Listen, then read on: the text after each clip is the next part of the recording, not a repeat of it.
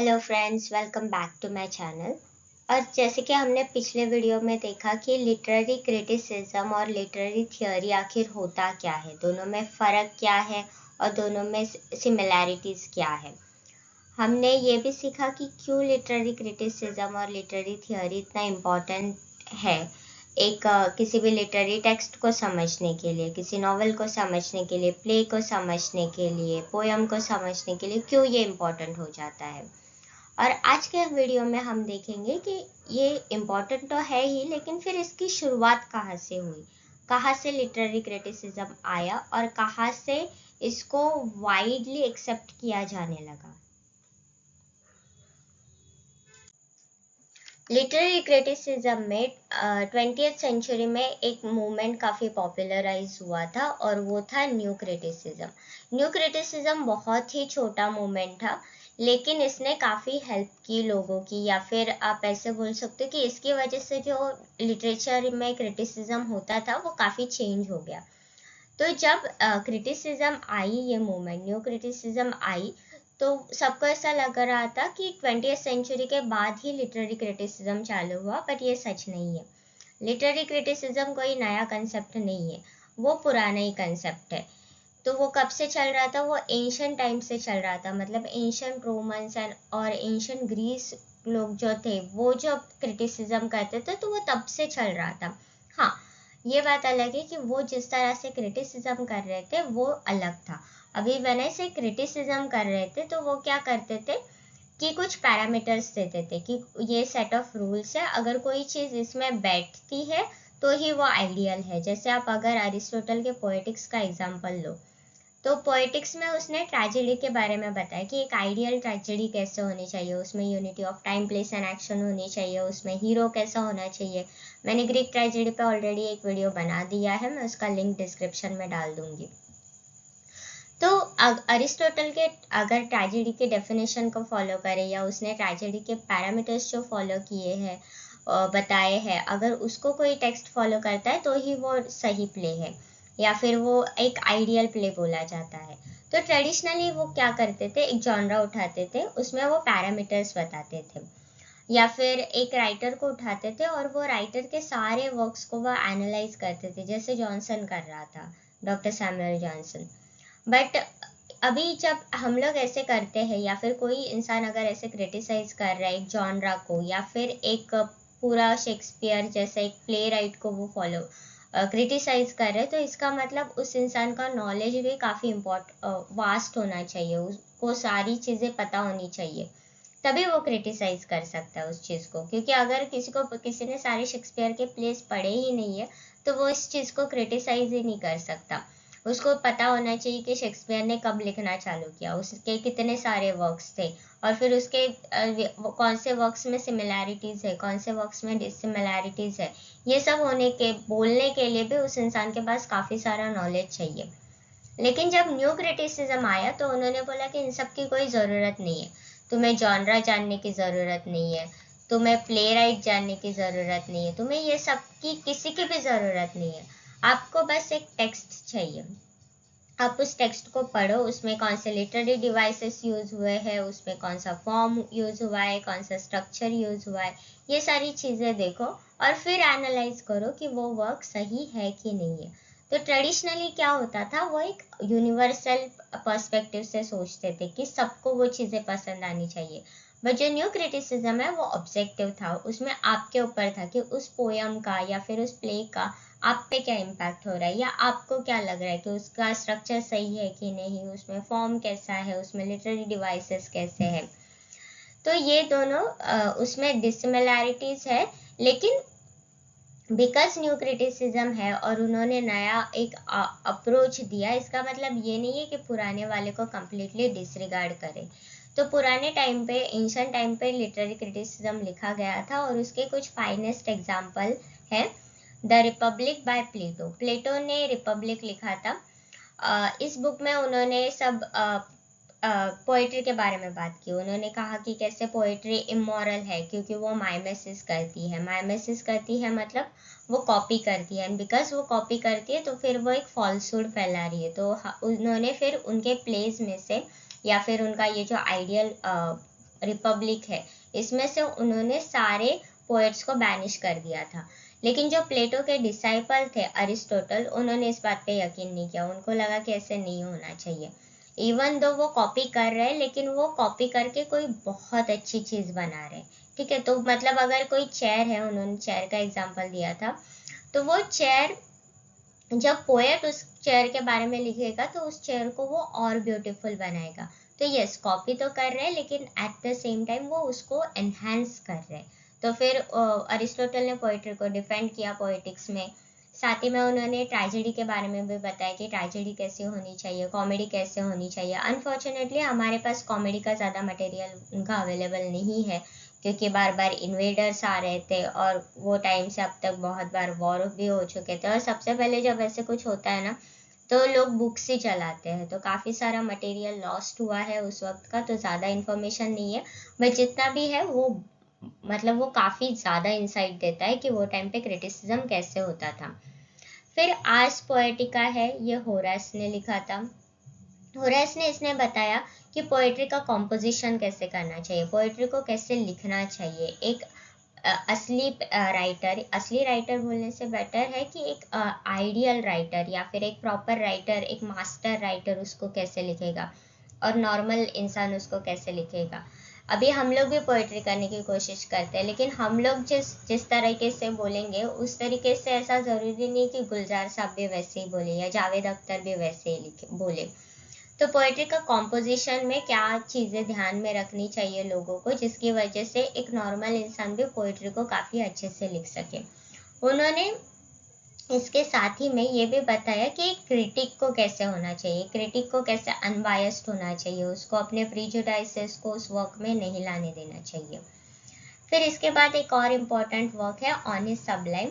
इसका ऑथर जो है वो अननोन है, बट ये पहला रोमांटिक क्रिटिसिज्म कंसिडर किया जाता है। इसमें जो रोमांटिक मूवमेंट के टेनेंट्स थे, एस्केपिज्म या फिर एक नॉट मेडिवलिज्म, बट एक फैंटेसी वर्ल्ड में ले जाना या फिर जो भी रियलिटी है उससे कहीं दूर चले जाना, तो वो सारी उन्होंने चीज़ें बनाई। Sublime is something that is beyond our understanding, या फिर something that gives us utmost pleasure, जो बहुत एकदम एक मतलब वो सॉर्ट ऑफ एक निर्वाणा स्टेज है।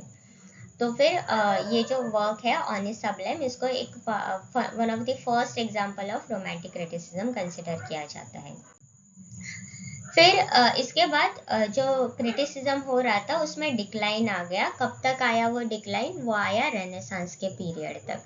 तो इसमें आप पूरा इटालियन रेनेसांस भी कंसिडर कर सकते हो, ब्रिटिश रेनेसांस भी कंसिडर कर सकते हो। लेकिन हम लोग जब अगर ब्रिटेन की बात करें तो ब्रिटेन में रेनेसांस के टाइम से फिर से क्रिटिसिज्म होना चालू हो गया था। और इसका एक फर्स्ट एग्जाम्पल है sir Philip Sidney. Sir Philip Sidney ने एक पोयम लिखा था, एन अपॉलजी फॉर पोएट्री, और इसमें उन्होंने पोएट्री को डिफेंड किया था। अभी उन्होंने किसके अगेंस्ट डिफेंड किया था उसको? एक क्रिटिक थे स्टीफन गेसो, इन्होंने पोएट्री पे अटैक किया था। उन्होंने बोला था कि पोएट्री उतनी मेरिटियस नहीं है या फिर उसमें इतने अच्छे वैल्यूज नहीं है। लेकिन सिडनी ने उनके इस वर्क में पोएट्री को डिफेंड किया था। इसके साथ में सैमुअल जॉनसन ने भी काफ़ी क्रिटिसिज्म के वर्क लिखे थे। देन अलेक्जेंडर पोप ने भी काफ़ी किया था, बट वो न्यू क्लासिसिज्म एज में आता है। फिर जब एनलाइटनमेंट पीरियड की बात करते हैं उसमें, तो इस टाइम पे फ्रांस और जर्मनी में भी काफ़ी लिटरेरी क्रिटिसिज्म हो रहा था। और इनके वर्क्स तो हम लोग नहीं पढ़ते, लेकिन इन्होंने जो थियोरीज दी थी, जो भी फ्रेंच या जर्मन राइटर्स थे, इन्होंने जो भी थियोरीज दी, जैसे इमैनुअल कांट हो गया, वुल्फगैंग गोथे हो गया, इन्होंने जब भी जो भी थियोरीज दी थी उससे काफ़ी क्रिटिक्स जो थे या फिर काफ़ी राइटर्स जो थे वो काफ़ी इन्फ्लुएंस हुए थे, खास करके रोमांटिक राइटर्स में भी वर्ड्सवर्थ और कॉलेरिज दोनों काफ़ी इन्फ्लुएंस हुए थे इनके आइडियल से। और फिर इनके वर्क्स को वो इमिटेट करने की कोशिश कर रहे थे, या फिर वो उनके वर्क्स को वो इंग्लिश लिटरेचर में वो ला रहे थे, और उनके वैल्यूज़ जो थे उनको यूज़ करके, या फिर उन्होंने जो टेनेंट्स दिए थे उनको यूज़ करके वो बता रहे थे कि वर्क को कैसे क्रिटिसाइज किया जाना चाहिए। और ये जो फेज आया था ये काफ़ी इम्पॉर्टेंट है, क्योंकि इसमें जो कन्वेंशन था पहले का कि एक सिर्फ क्वालिफाइड क्रिटिक ही वर्क को क्रिटिसाइज कर सकता है। जैसे हम लोग अगर अरिस्टोटल की बात करें या प्लेटो की बात करें तो वो क्वालिफाइड है, वो उसके बारे में बात कर सकते हैं, हर कोई नहीं कर सकता। तो ये जो रोमांटिक मूवमेंट के टाइम पे जो क्रिटिसिज्म आया उसकी वजह से ये कन्वेंशन चेंज हो गया। उन्होंने बोला कि क्रिटिक का क्वालिफाइड होना जरूरी नहीं है, कोई भी इंसान क्रिटिसाइज कर सकता है, क्योंकि पोएट्री जो होती है वो पर्सनल होती है। तो एक पर्सनली कोई भी इंसान उसके उसके साथ कनेक्ट कर सकता है या फिर आइदर डिस्कनेक्ट कर सकता है। और उन्होंने साथ ही में जो रीडर्स होते हैं उन पे भी इम्पोर्टेंस लेके आए, क्योंकि जब हम लोग पहले के क्रिटिसिज्म पे की बात करें, अगर प्लेटो अरिस्टोटल ने जो टेनेंट्स दिए थे उनकी बात करें, तो उसमें वो लोग बताते थे कि वो वर्क कैसा होना चाहिए, कहीं पे भी रीडर की बात नहीं की जाती थी। तो रोमांटिक क्रिटिसिज्म में वो चेंज हो गया, उसमें रीडर की बात आने लगी, क्योंकि आखिर में रीडर ही है जो उस वर्क को पढ़ेगा, और वो जो क्रिटिसिज्म हो रहा है वो भी उस रीडर के लिए होना चाहिए। तो इसकी वजह से क्या हो गया, क्रिटिसिज्म में सब्जेक्टिविटी आ गई, सब्जेक्टिविटी दोनों की, राइटर की भी और रीडर की भी। जैसे अगर आप प्रेफेस टू लिरिकल बैलड पढ़ो वर्ड्सवर्थ का, या बायोग्राफी या लिटरेरी आप पढ़ो कॉलरिज का, इसमें वो लोग बताते तो है क्रिटिसिज्म कैसे होना चाहिए, या फिर वो रोमांटिक पोएट्री की बात करते हैं, but at the same time वो उनके एक्सपीरियंस बताते हैं। वर्ड्सवर्थ बताते हैं कि क्या उनको उनको कौन सी पोएट्री आइडियल लगती है, वो अपने ओपिनियन देते हैं। वहाँ पे वो कहीं पे भी यूनिवर्सलिटी लाने की बात नहीं करते, वो सब्जेक्टिविटी की बात करते कि कैसे उनके लिए वो चीज़ें सही थी। और जब कॉलरिज उनके उनकी कुछ बातों से उन्होंने डिसअग्री किया, तो उन्होंने बायोग्राफी या लिटरेरिया लिखा, और इसमें उन्होंने उनके ओपिनियंस बताए कि उनका पोएट्री लिखने का एक्सपीरियंस कैसा था, या फिर वो कोई वर्क पढ़ते हैं तो वो उसमें क्या एक्सपेक्ट करते हैं। तो इन्होंने भले ही क्रिटिकल वर्क लिखे, लेकिन उन्होंने उसको सब्जेक्टिव बना दिया। फिर जब न्यू क्रिटिसिज्म आया 20th सेंचुरी में, तो हमने पहले डिस्कस किया कि कैसे वो चेंज हुआ। तो पहले जॉनरा या राइटर उठाते थे, इन्होंने क्या किया, एक लिटरेरी टेक्स्ट को ही उठाया। तो उन्होंने बोला कि हमें जो भी जानना है वो आपको इस टेक्स्ट से पता चलेगा, हमको ये जानने की ज़रूरत नहीं कि वो राइटर का बैकग्राउंड क्या है, या फिर उसका वो किस कॉन्टेक्स्ट में उसको लिख रहा था, ये सब जानने की कोई ज़रूरत नहीं है। आप बस उस टेक्स्ट को पढ़ो, आपको तो ये भी जानने की ज़रूरत नहीं कि उसका राइटर कौन था, बस वो टेक्स्ट पढ़ो, वो वर्ड्स पढ़ो, और फिर उसको समझने की कोशिश करो। मैंने न्यू क्रिटिसिज्म पे भी एक वीडियो बनाया, मैं उसका भी लिंक डिस्क्रिप्शन में डाल दूंगी, तो इस वीडियो के बाद उसको भी चेक कर लेना। फिर आते हैं कि न्यू क्रिटिसिज्म, ये तो मूवमेंट आया, लेकिन ये काफ़ी छोटा मूवमेंट था, तो इसके बाद ये काफ़ी अलग अलग मूवमेंट्स में वो डाइवर्सिफाई हो गया। तो अभी वो कौन से मूवमेंट्स थे उनको देखते हैं। स्ट्रक्चरलिज्म, स्ट्रक्चरलिज्म में उन्होंने बोला कि हर एक वर्क को हम स्ट्रक्चर्स में डिवाइड कर सकते हैं, ठीक है। तो यहाँ पे साइन सिग्निफायर एंड सिग्निफाइड का एक कंसेप्ट काफ़ी इंपॉर्टेंट हो जाता है, कि हर एक चीज़ को एक स्ट्रक्चर में हम लोग डिवाइड करके उसको समझ सकते हैं। जैसे अगर मैं इसका एग्जांपल दूँ, कैट, ठीक है। तो कैट जब ये वर्ड आता है तो इसमें कैट बोल के एक तो ये ऐसे लिखा गया है कैट, और एक है जो आपके माइंड में उसका इमेज बन गया कैट का, ठीक है।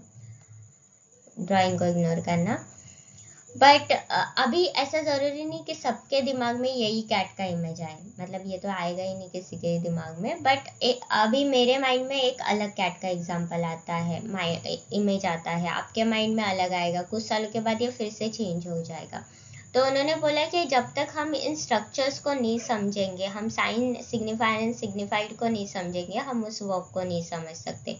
फिर इसके बाद इन्होंने काफ़ी सारे कंसेप्ट दिए थे, जैसे लैंग एंड परोल, ये सब थे। फिर आता है डीकंस्ट्रक्शन। डीकंस्ट्रक्शन में उन्होंने साइन सिग्निफायर एंड सिग्निफाइड का ये जो कॉन्सेप्ट है इसको थोड़ा और चेंज किया, और उन्होंने इसको ही टारगेट किया।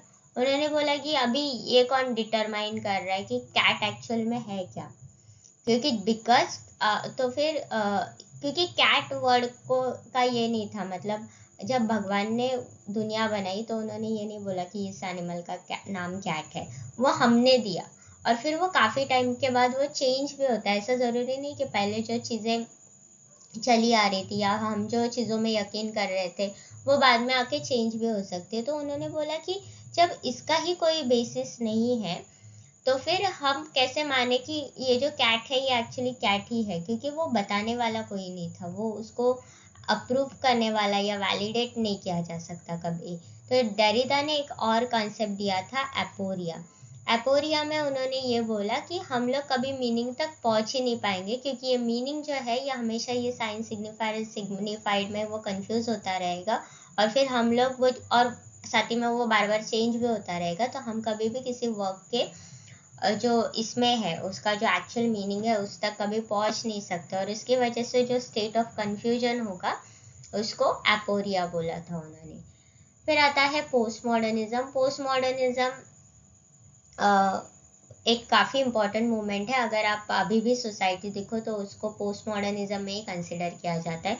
इसमें काफ़ी सारे टर्म्स आए थे, जैसे सैमुलाक्रा है, सैमुलेशन है। इसमें उन्होंने बोला कि हम लोग मतलब रियलिटी से इतना दूर जा रहे हैं कि अभी हमको कभी उसका ओरिजिनल दिखेगा ही नहीं। तो यहाँ पे जॉन बॉड्रिलॉर्ड ने काफ़ी एक बहुत ही इंटरेस्टिंग एग्जाम्पल दिया था। उन्होंने डिज्नी की बात की थी, और डिज्नी में उन्होंने मिकी माउस का एग्जाम्पल दिया था, ये बोलने के लिए कि कैसे सैमुलाक्रा एंड सैमुलेशन की वजह से जो मिकी माउस का जो एक्चुअल एनिमल है माउस, हम उसके साथ कभी कनेक्ट नहीं कर पाते।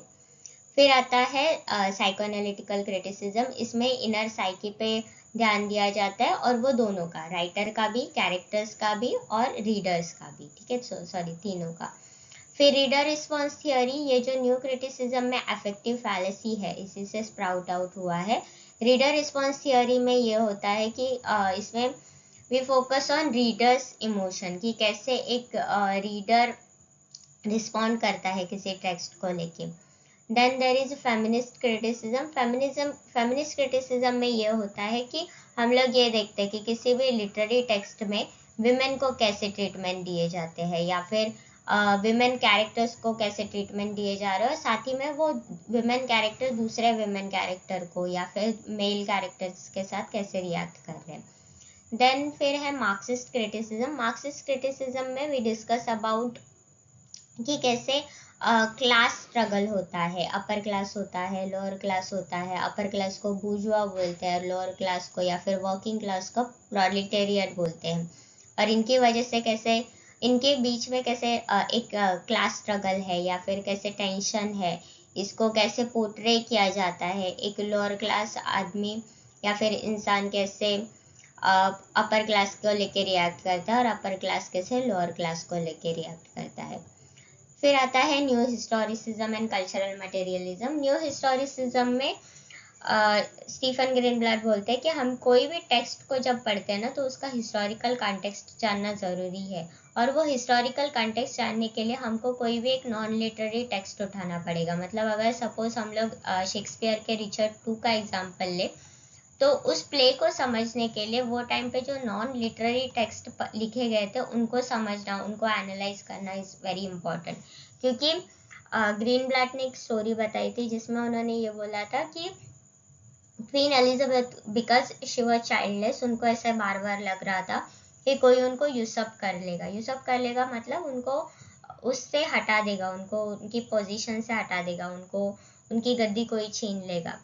तो उन्होंने रिचर्ड II के स्क्रीनिंग्स को रोक दिया था, काफ़ी, नॉट स्क्रीनिंग, परफॉर्मेंसेस को रोक दिया था, क्योंकि इसमें एक सीन है जिसमें उसको एक किंग को यूसअप किया जाता है, उसको निकाल के दूसरे को किंग बना दिया जाता है। तो क्वीन एलिजाबेथ को ये काफ़ी डर लगा रहता था कि उसके साथ भी ऐसा ही होगा, तो उसने काफ़ी बार ये स्क्रीनिंग इसका जो परफॉर्मेंसेस है वो रोके थे। अभी ये जानने के लिए हमें वो नॉन लिटरेरी टेक्स्ट पढ़ना ज़रूरी है, और फिर क्यों इसके बाद वाले शेक्सपियर के प्ले अलग लिखे उसने, क्यों उसमें उसने पावर को कंसोलिडेट किया, ये हम तभी समझ सकते जब हम उसका हिस्टोरिकल कॉन्टेक्स्ट जानेंगे। फिर आता है पोस्ट कॉलोनियलिज्म। इसमें कॉलोनाइजर और कॉलोनाइज्ड का रिलेशनशिप समझ में आता है। जैसे हमारे इंडिया की अगर बात करें तो हम लोग कॉलोनाइज्ड थे, क्योंकि और ब्रिटेन कॉलोनाइजर था, तो वहाँ पे वो कैसे एक यू वर्सेस अदर का कंसेप्ट आ जाता है, या फिर हाइब्रिडिटी आ जाती है, मिमिक्री आ जाती है। तो ये सारे कंसेप्ट पोस्ट कॉलोनियलिज्म में डिस्कस किए जाते हैं। फिर है इको क्रिटिसिज्म। इसमें एनवायरमेंटल एलिमेंट पे ध्यान दिया जाता है। जैसे नेचुरलिज्म मूवमेंट था अमेरिकन लिटरेचर में, तो उसमें एनवायरनमेंट पे ध्यान दिया जाता था कि कैसे ट्रीज को डिनोट किया जाता है, या फिर नेचर का क्या सिग्निफिकेंस है उसमें। अगर आप रस्किन बॉन्ड के वर्क्स देखो तो उसमें इको क्रिटिसिज्म काफ़ी अच्छे से लगता है। तो जो भी नेचर की राइटिंग है तो फिर उस सबको इको क्रिटिसिज्म में कंसिडर किया जाता है। आई होप इस वीडियो से आपको क्रिटिसिज्म को लेके जितने डाउट्स थे, नॉट सारे बट थोड़े बहुत डाउट्स तो क्लियर हो गए होंगे। अगर आपको वीडियो पसंद आए तो प्लीज़ इसको लाइक करना, कमेंट करना, और हो सके तो चैनल को सब्सक्राइब करना, और अपने फ्रेंड्स एंड फैमिली के साथ भी इसको शेयर करना। Thank you.